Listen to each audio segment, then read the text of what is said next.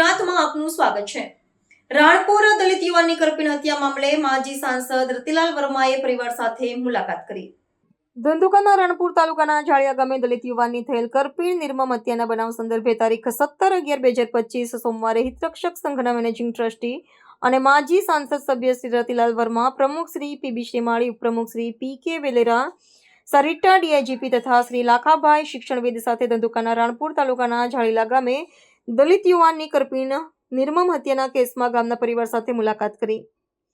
મરનારના કુટુંબીજનો અને ગામના આગેવાનો અને સરપંચને રૂબરૂ મળ્યા। તેમની રજૂઆત, તપાસ અંગે બનાવ અંગેની વિગતો મેળવી ગામે એસઆરપી તથા એક જીઆરડીના એક જવાનનો બંદોબસ્ત ફાળવવામાં આવેલ છે।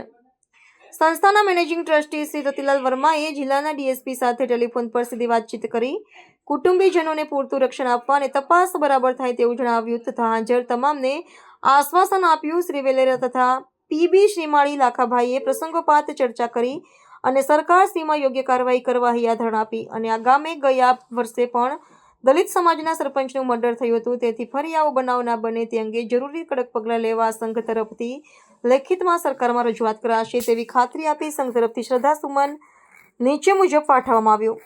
આર્થિક સહાય અંગે બોટાદ સમાજ કલ્યાણ અધિકારી સાથે શ્રી શ્રીમાળીએ વાત કરી તેમણે જણાવ્યું કે બિલ તિજોરીમાં નાખી દીધું છે, 2 દિવસમાં મળી જશે તેની જાણકારી મરનારના કુટુંબીજનોને આપી। तो व्हाट्सएप, ट्विटर, फेसबुक, इंस्टा जहाँ भी आपका अकाउंट है, इसे शेयर बटन के द्वारा वहाँ पर शेयर करें।